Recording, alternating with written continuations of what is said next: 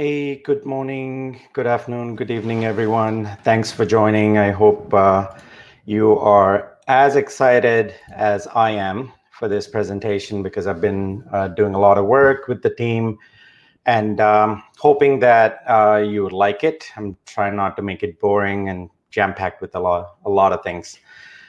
So my name is Akshay Sura. If you've not heard of me, I've been doing Sitecore for over 13 years. I've been an MVP for quite a few years as well.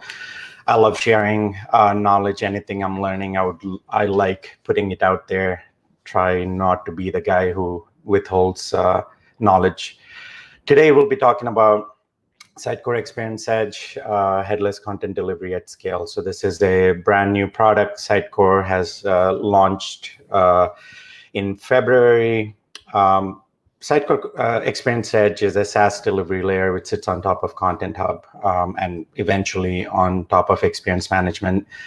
Provides a GraphQL endpoint for us to pull information so that we can expose it to anything we like an IoT device, a mobile device, or website for all intents and purposes. So Content Hub in general provides us assets with its DAM, different content types from CMP, and then enhanced product information from PCM.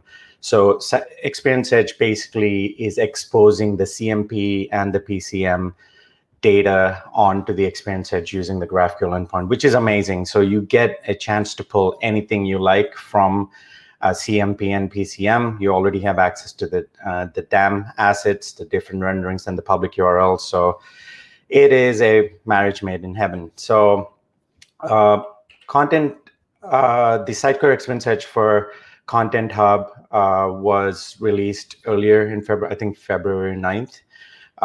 Experience Management is coming up soon, so we can't wait to see what we can do with it. But for now, looking at Content Hub and Sitecore Experience Edge, it just gives us the true headless capability to do a lot more than a regular headless system can do, because now you have product information as well on top of CMP. So I'm super excited. Again, a lot of points. I'm not going to read through all of them. In general, by allowing us to use Sitecore Experience Edge, we can go to market faster. We can build app much faster, be more nimble. We don't have to worry about scaling. By default, it's globally scaled, and we just use it, and it's highly performant. We can use it in any channel, which is the whole purpose of it, right? So as long as whatever you're using it for can call an API endpoint, you should be able to utilize this Experience Edge. Again, the infrastructure is pretty simple. So, Experience Management in the future, but it's on Content Hub right now. Once you deem a specific content type as deliverable on the edge, it gets pushed onto the GraphQL endpoint. The channels, whichever those are, wherever your end systems which your users are interacting with, call those endpoints, pull the information, and it's pretty seamless. So in terms of how we do it, it gets very easy once you get into it. If you've done GraphQL, it makes it a lot more easier. From an API perspective, you have two versions of the API. So you get access to the delivery endpoint, where you can use the GraphQL API to pull all the published content, which is ready to be consumed by the end users. Preview API is pretty much anything which hasn't been published to the endpoint where the consumers can access it. So it's pre-publishing. You can check things, you can validate by utilizing it. So now, without wasting much time, GraphQL. So let me open up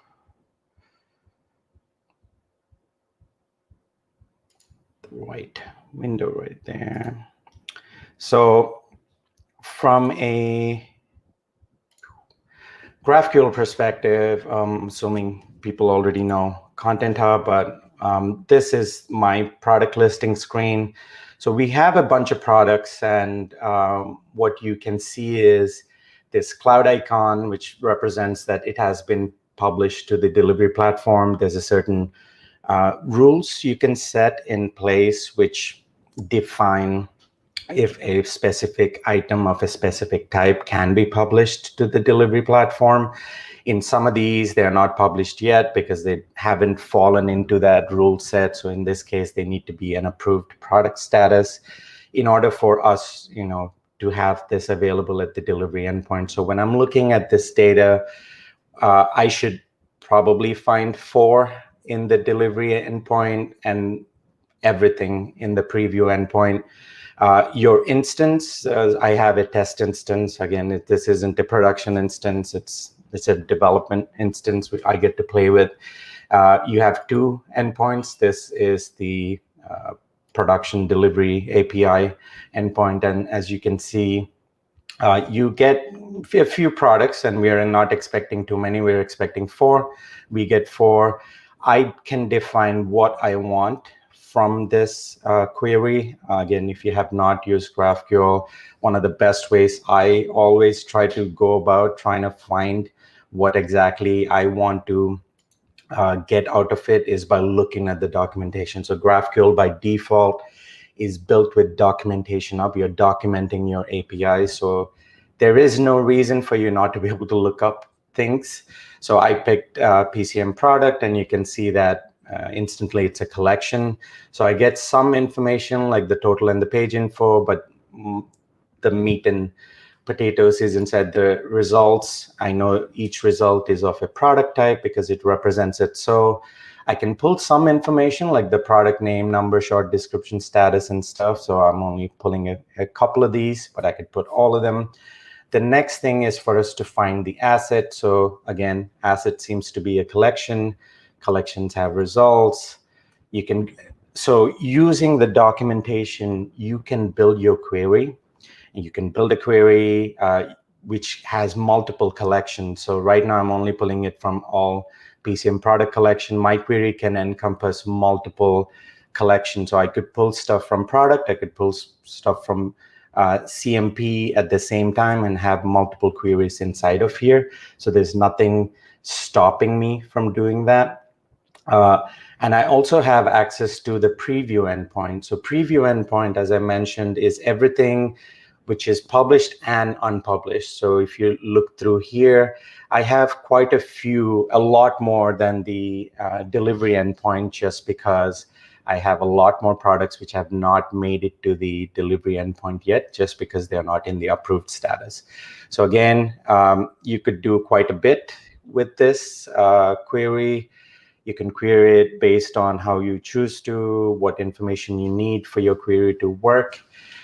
You pass in the headers with the right token. You can see part of my token. And for each product type, you could specify what you can and can't do in terms of when this specific item will be ending up in the delivery platform. All right, so coming back to our presentation. So which platform would I choose and why? And I don't think this is any surprise to anyone who really knows me. I would pick, so for me to do a Jamstack headless implementation of Sitecore, I would use Content Hub and nothing else. It just doesn't make sense to use any other headless parts of Sitecore. There might be a use case for the other scenarios, but in my mind, when you look at where the modular DXP is going, freedom of being able to produce content in one place, use it in multiple channels, it just only makes sense. I've been on Microsoft Stack my entire life. So this is, the Jamstack world is exciting. I've been doing it for the past year or so. Being truly Jamstack, you can use the Experience Edge with Content Hub and you can deliver headless solutions, right? So in my mind, you have DAM already, you have CMP and PCM data coming through. So you have content types and you have products, gets pushed to the GraphQL endpoint. I love Vercel just because it's highly performant. With Next.js, I have 0 issues with Vercel, whereas some of the other vendors, I've had issues in the past. So the build deploy, I always use Vercel for Next.js sites. Push it out, and then it gets deployed so other channels can access it, whether it's your other APIs, your website, your mobile app, VR, you name it, you got it. And from a website, from a Jamstack perspective, you can complement this with the tools you best of breed, tools which you love. So for instance, search, you can pick a solution which works for your organization, your implementation. So you don't have to be locked in to a specific search, like you have to use X, you have to use Y. Same with any other integrations for CRMs or form solutions, anything of that sort. You're able to choose different solutions which meet your need.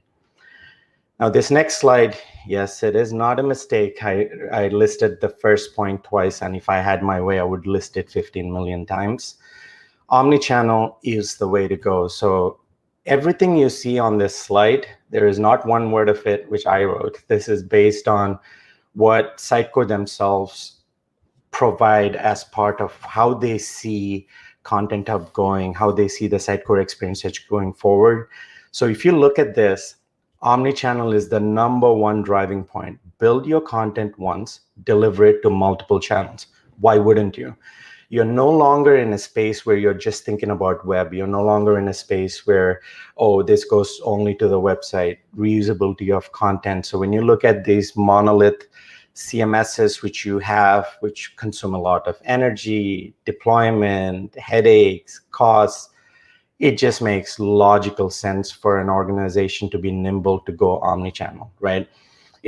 Content Hub inherently is an end-to-end solution from creating content, so ideation, creating content, giving your marketing organization the tools they need to build the right solutions for them to spin up sites or mobile apps or whatever they're choosing to do really fast is a really good power. And when you look at the marketplace, this is exactly what Sitecore needed in order for them to bolster the tool chest. So I would say it's end-to-end. You have great marketing tools in Content Hub, which I love a lot. Content Hub is one of my favorite Sitecore products.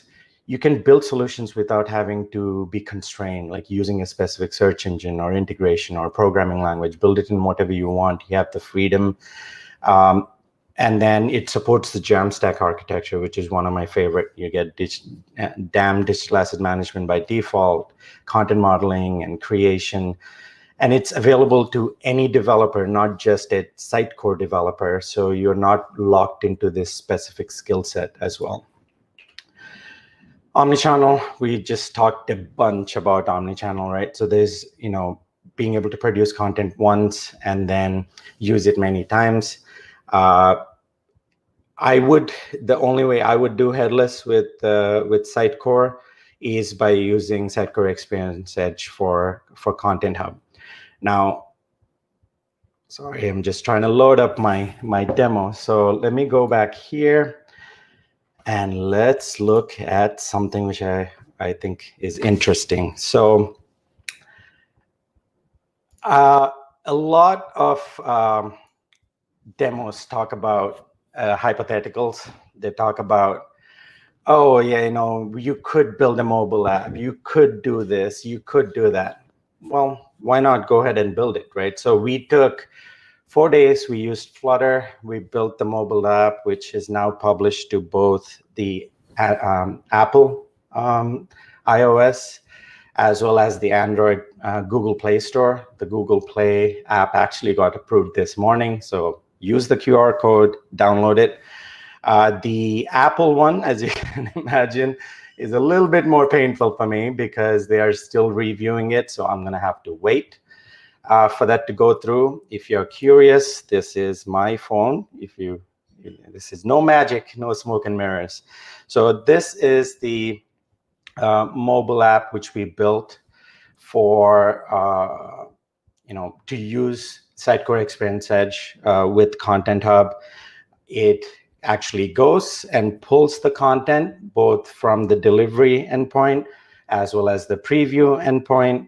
You are able to look up content for a specific product, and I'll get into the demo shortly of how we pull for what. So now we are looking at 2 different channels. We'll be looking at the web channel as well as the mobile app channel. And we're going to see how exactly is it going to work with both web and mobile channels, right? So that's the interesting part. So what we will do is, let me go back here. Let me bring up my other window. Hopefully this one. Yep. So what I'm going to try to do is I'm going to try and put these two side by side. And as you can see, we have delivery. This is on delivery. We have 4 products each on delivery. If I go into my preview mode, and by the way, this URL is public. You are more than happy to play with it, more than happy to break it if you choose to. And then on the mobile app, I'm sorry, I'm so used to clicking. I was trying to click on it. So on the mobile app, you could see we could do the preview mode. Currently, preview mode is on. Preview mode is on here as well. Now, if I were to go back, so let me go back to our product list. Geez, too many windows, huh? I'm going to pick a product, maybe helpful chips, because that is not in the delivery at this moment.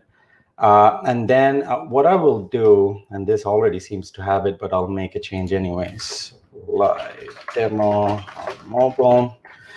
And then live demo on web. So I just made a change in here for the helpful coconut chips. I'm going to save this. Know that this particular product is not on the delivery. It's only on the preview mode. So if I were to refresh these, let me bring up the mobile app, go back here, come back here, and then go into.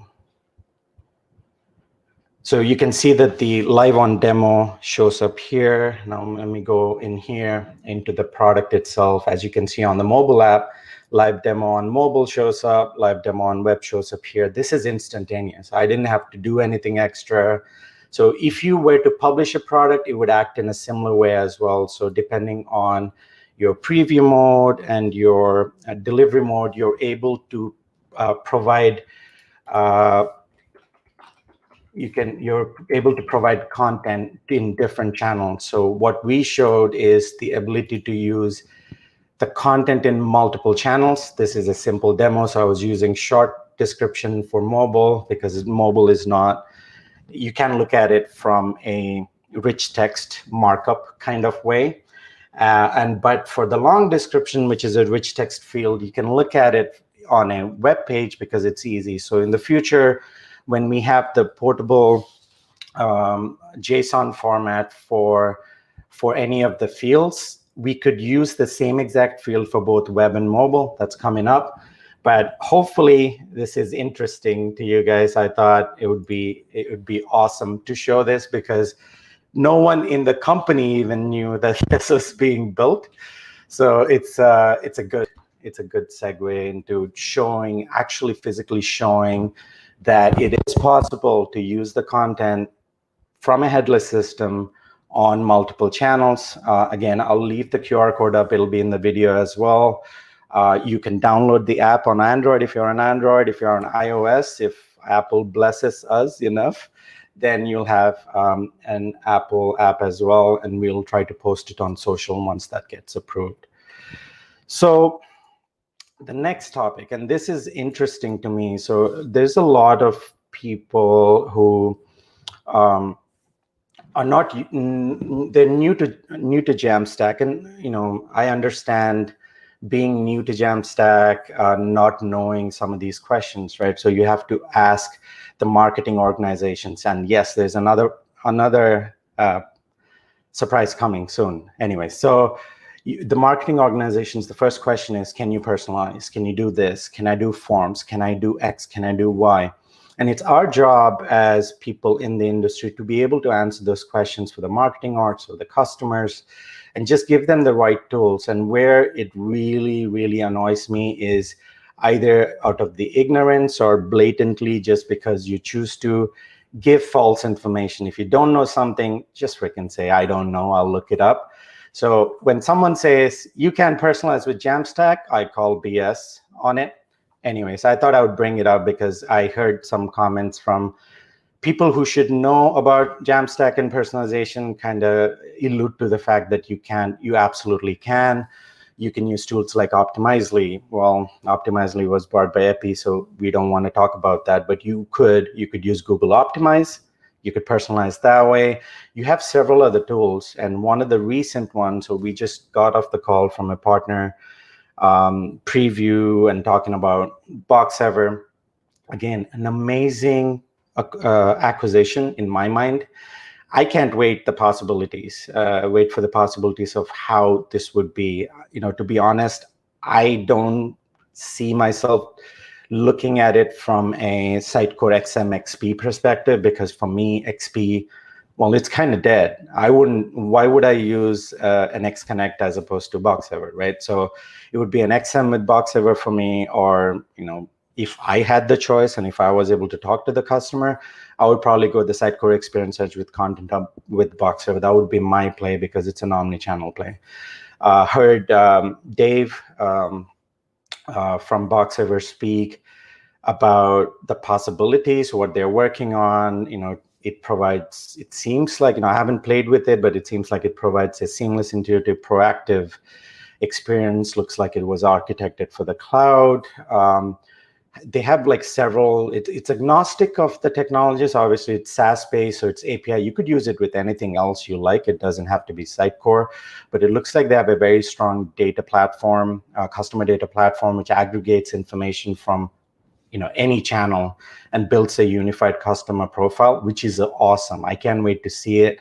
And then being able to segment and then look at customer analytics, again, sounds interesting. I've never worked with Boxever, so I would love to see it myself.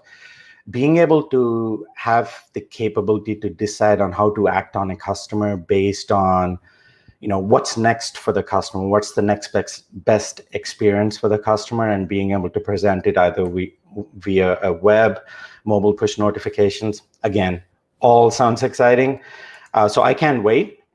In the meantime, I want to talk about uniforms. So I would love to play with Boxever. Like I mentioned, Uniform is a solution which we have right now. We are using Uniform with a couple of our other customers in the Jamstack space. They've done a really, really good job. Lars, Alex, Tim, Tony, Adam, I can name them. They've been really sweet. We've had a couple of implementations of this already. We use it a ton. And it's just a very easy, lightweight way to deploy personalization, but yet gives you an extremely strong suite of personalization, which is available. So I have a demo of this as well. So with Content Hub, yes. So if you're part of my team, which is Akshay's friend team, you can see that we have a Content Hub demo. We have a personalization set up with 4 intents. What I basically did is I chose to use the products. Sorry, let me find. All right, let me pull this guy in here. So what I did is we have products. Each product belongs to a product family. If you're not aware of PCM, it's just a way to categorize it. A product can belong to multiple categories. So what we ended up doing is to personalize based on product categories to kind of see, product families, I should say, to see how exactly that would translate into being able to show personalized results. So for instance, Fruitful Lemonade is a product family. We have 2 types of signals. One of them is based on behavior, one of them based on a query string. We are going to take a look at both.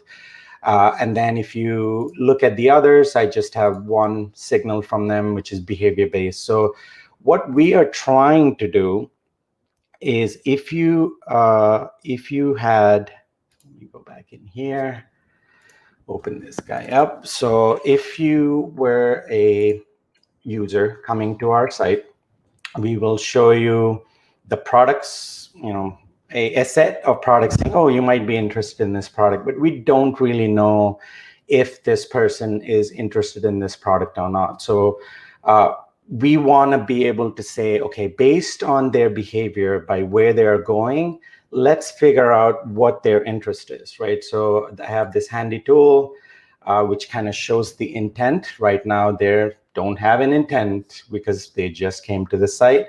So we will go in, and it's pretty neat. So if you can notice, the Fruitful Lemonade has 2 signals. The rest of them have 1. One is the query string, the other one is behavior. So what I'm going to do is I'm going to go into, so right now it's showing powerful snack bar. So I will go into powerful granola. As soon as I do that, you notice that the weightage for the powerful granola signal went up by 50. Everyone else remained 0. I'll go back to the home page.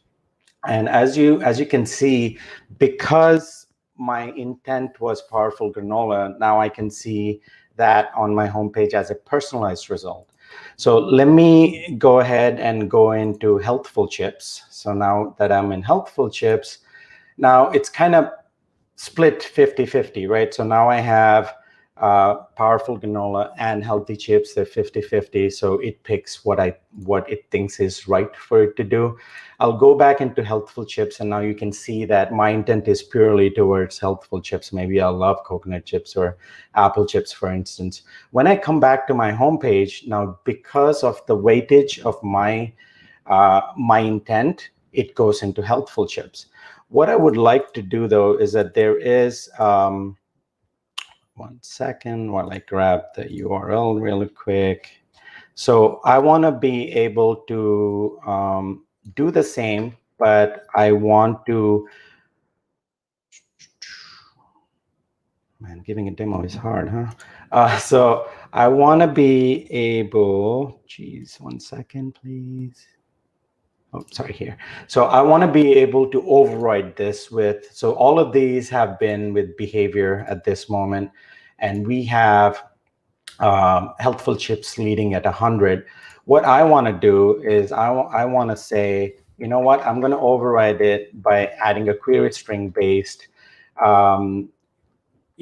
trigger. So here, what I will do is Fruitful Lemonade. I shouldn't have probably done that. I'm going to try to bolster up the Fruitful Lemonade one so that when I go back to my homepage, I get the Fruitful Lemonade as my personalized category. So you could use different types of signals. You're not limited to just one. You have several more types of signals. There's a lot more coming. This team is super smart, and I know that they'll hit it out of the ballpark in the things they're coming up in the near future. I can't wait. It's just exciting. There's other types of signals which are being worked on as well, but these cover quite a few. You might ask, like for a couple of features, which yes, I understand you need. They are coming. Things are being worked on. I do know that this team is sharp and they know exactly how to deal with personalization. Lars is amazing. Anyway, so that was the other surprise which I wanted to show you, which is being able to personalize using Content Hub as the headless CMS with Sitecore Experience Edge. How exciting is that? I mean, it's awesome that you can go ahead right now and you can build a headless CMS, headless application in Jamstack, deliver it to your customer. It's super fast, super cheap, performant, turn on a dime. You can't ask for more. Anyways, I'm rambling at this moment. So here's our repo. We shared this a month ago or so for a good starter kit for you to get started on, Sitecore Experience Edge with Content Hub, using Content Hub as a content as a service with your GraphQL endpoint and Next.js. Ask me why we chose Next.js. I'm more than happy to tell you why. Our reasons for picking it anyway. So use the QR code, go check it out. We'll try to push more commits to it. I just pushed up what you saw in the demo, I think yesterday or the day before. Code is open, it's not closed. If you have a pull request, do so, and we'll be more than happy to merge it in if it's appropriate. We also have something coming up for next, the webinar on the digital experience, followed by the strategy SEO specific to Sitecore and conversions coming up. Use the QR codes again to get the URL to get into it. These are the upcoming lunch and learns and webinars from our end. As always, we love community. I think we honestly believe that we've built the Sitecore community ground up with the help of a lot of people who are in and out of Conobos. We approach learning completely differently. We don't try to withhold our knowledge. We try to share our knowledge, and that's been our community spirit since we started. If you ever have anything you want to ask, it doesn't have to be an engagement to ask a question about anything we've done, we are doing, we are going to be doing. We're more than happy to share our knowledge. Reach us on Slack, on any social channels. We're more than happy to answer your questions. Once again, thank you so much for joining our Lunch and Learn. I hope this was useful. Perfectly ending at 9:31. Thanks again, guys.